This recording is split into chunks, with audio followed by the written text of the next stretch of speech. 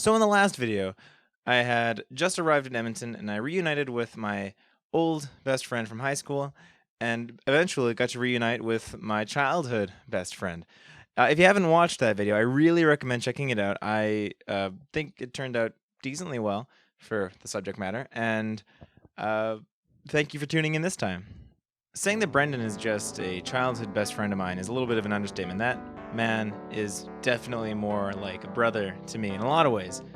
Through the thick and the thin, and through the time that my life changed forever, that's a story for another time, though. He's always been there with me. The last time I saw Brendon would have been in 2014 when I almost lost my life. And he stayed with me and took care of me until I was at least doing a little bit better before going back to Edmonton, and I haven't seen him since. We've kept in contact and talked, but we hadn't seen each other since then. And now it had been 5 years, and seeing him again, it was just like no time at all had passed. And I don't know, it felt just right, you know? And we joked and we laughed all the way to his place. The first thing we did when we got to his place is I set down my bag by the couch where I was going to be sleeping that night, of course. And he runs off into another room, and I hear some murmuring, and he comes back around, and his mom was there, and I didn't expect to be seeing her this time. And she comes out and she gives me a big hug, and it was a nice warm welcome, and it was really nice and warm, and we all sort of sat and reminisced and chatted. But I had things that I wanted to do and see, and there was one thing in particular that was right on the top of my mind, and that was seeing the old neighborhood pub. We'd passed it many times as a kid, always seeing people outside smoking there and whatever, and I always wanted to see, like, what's in there? What's so cool about this place? Now, being old enough to go into pubs and really enjoying pubs myself, I really wanted to go in and see it. Not to mention also that it was really close to where I was living at the time. If you walked out the back door of my house and just walked straight for like a minute or two, you'd be in the pub. And so just that sort of mystique was always there, and I really wanted to see what was in there. So we went there, and I went inside, and just going inside the pub was just about what I would have imagined. It was this dark, dingy pub with all the windows blacked out inside of it, and some VLT slot machines over on one side, which isn't something in British Columbia where I'm from. So that was a little bit jarring at first, but I came to realize that that's just a normal thing there. And then we chatted with the waitress, and the waitress was telling us that there was karaoke on Fridays. So it was Wednesday now. I decided to wait 2 days to be able to do karaoke in this pub that was always such a mystery in my mind in my childhood. Then on the way back to Brendon's place, we had to pick up some smokes for his mom, and we went to this convenience store that's kind of in the old neighborhood, and that was one of these big nostalgia rushes for me because that was the same convenience store that we used to always go to as kids. They always sold those little chocolate wrapped in paper that looked like cigarettes, and they came in little fake cigarette boxes. And I remember we used to always go and buy those there because we thought we were so cool. It's really a wonder that I never actually started smoking. Anyways, so we're walking up to this place, and just this nostalgia rushed to me. All the candies we bought there, all the Slurpees, all the jokes and gags, and we walk into this place, and it was the exact same as the last time I was there. Even the guy, I swear that the guy behind the desk there, he was already like 100 when I was a kid, and he was still there, and he looked just about the same.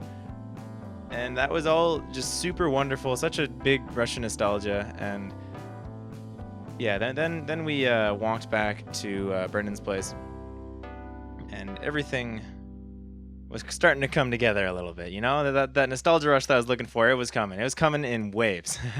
And then getting back to Brendon's place, I was introduced to who was soon going to be my best pal for this little stay, Munchkin, or Mr. Munch, as I was starting to call him.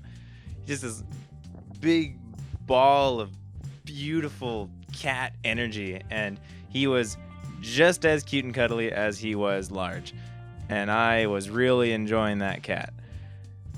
He was such a little goofball. He was so fluffy and cute. I love cats. Anyways, then a visitor came, somebody I also wasn't necessarily expecting to see on this trip, but I'm glad that I got to see him. Brendon's youngest brother, Dylan. And you know what? I had kind of actually forgotten how much I used to hang out with all these guys. Like, they were all like brothers. I never had any siblings growing up, so these guys were like my family as a kid. And also the middle brother, Kyle, I didn't get to see him until a little bit later, but seeing Brendon and Dylan and talking with them, it was really nice. And we got to all reminisce, and eventually night came and Dylan left, and I went to sleep. And in the morning, the first thing I did was take a shower and take my official selfie for the day. And yeah, it was a selfie. I don't know what to say about it. It was all right. Oh wait, I'm wearing the same shirt. And then shortly after that, Brendon and I were sent on a mission. We were sent for milk and coffee because they were just sort of settling into the place and they hadn't picked up everything yet. And on the way there, we went on a detour through the old neighborhood. And it's changed a little bit. The architecture's still about the same, but when I was a kid, all the buildings were blue and white, but now they're all just kind of like, they look like Rolos, like brown and orange. And yeah, walking through that old neighborhood, it was just one of those big, gigantic nostalgia rushes, because it was, got to walk in and say, oh, that's where my babysitter used to be. Oh, this is that road where we did that thing. This is that street where we did that thing. And all the fads and the jokes and everything from our childhood, it all started coming back to us. And then eventually we got there, and it was the house that I lived in from the time I would have been 7 until I would have been 12. And, it's not a long amount of time, but those years made up so much of my childhood that, yeah, seeing it was really, really, really special to me. I remember Brendon and his family, they lived just on the other side of the street, and we used to always hang out. And I remember when I moved there, I didn't have any friends at the time, and one day I look out the back door, and I see these kids having a snowball fight, and it was them. And I went out there to go try and talking with them, and Kyle and Dylan were kind of saying, no, let's not talk to this kid. He looks like a loser. But not Brendon. Brendon said, no, he looks cool. Here, he'll be on my team. And then we went and we made our fort, and we whooped their butts. Anyways, back to the story at hand. So we went to Safeway, and Brendon and I walked in, and the first thing we saw was the deli pizzas. And ooh, they had a new one. Pierogi flavor. And what did we need again? I don't remember. We went and we bought our pizza, and we went back to Brendon's place. And immediately upon getting there, we were scolded for not getting the only thing that we were sent to get. And yeah. So we went back, and this time Brendon's mom came with us to make sure that we got the coffee and the milk that we needed. And we walk in there, and the first thing we do is, oh, wow, they got pizza here? We should pick up one of those. Ah, jeez. Anyways, we get our coffee, and we get back to the place, and we make a pot of coffee, and Brendon and I make the pizza. And it was, we joked around a bit, and the pizza was actually really tasty, but Brendon, he decided, out of all the knives in his thing, he decided to, instead of using a bigger knife to cut the pizza with, he decided to use this little tiny paring knife, and I don't know, I got a kick out of it at least. But yeah, anyways, we ate the pizza. It was really tasty. We had a couple more of those over the course of the week. But then, then we drank some coffee, and, I swear, when I was there, I drank so much coffee. I don't think I've ever drank that much coffee over the course of a couple days. Yeah, so I don't know. I like coffee, so it was okay to me. Oh, Lord.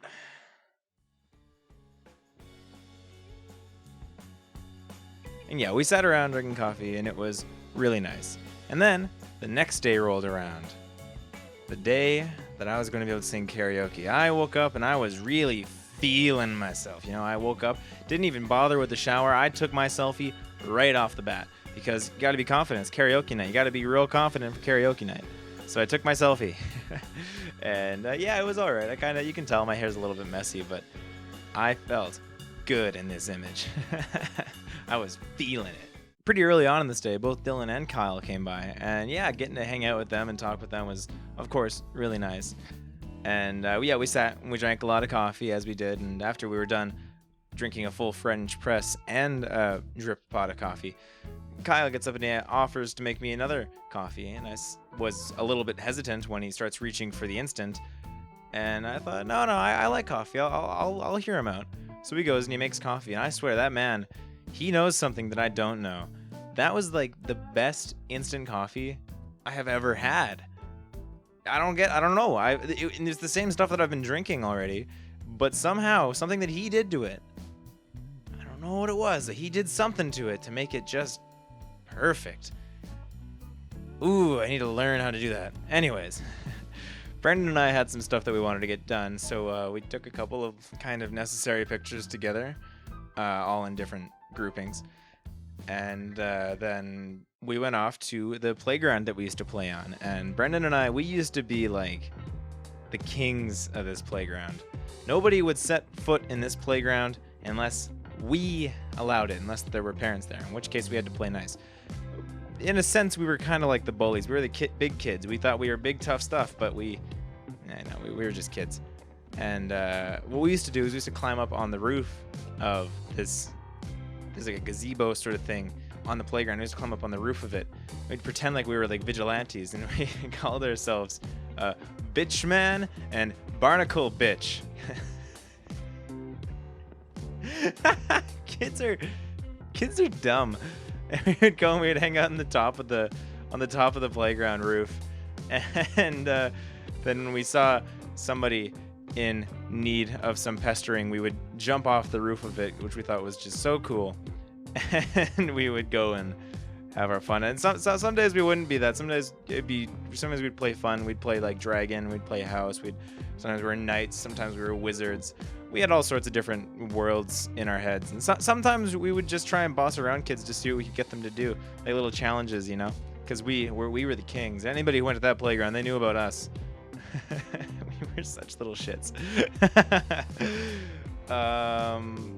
Finally, it was time for karaoke. I was so hyped up and ready. We went early enough that we got to catch the steak special, $12 steak sandwich with fries. It was all right. You know, I really like the cheap steak that they have at bars sometimes. And yeah, you know, it was all right. It wasn't terrible. It wasn't great. I don't know what to say about that. And then Dylan came to come and see me sing, and actually, so did Jess, if you remember from a couple episodes ago. And we all sat around and we played a little bit of pool, and then the karaoke happened, and I sang 2 songs. I sang "Carry Me Carry" by Dr. Hook and "Sylvia's Mother" by Dr. Hook. Unfortunately, I don't have the footage from that, but don't worry, you're not missing out on much. I'm not very good at singing Sylvia's Mother, and I had never sang "Carry Me Carry" before, so it was not the best performance on my part. Don't worry.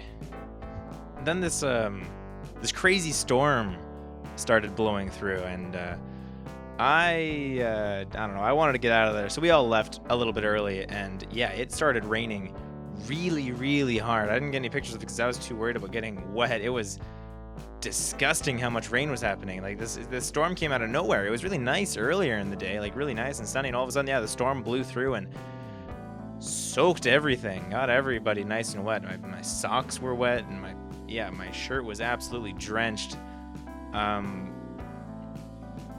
But we got back to the apartment and everybody went to bed.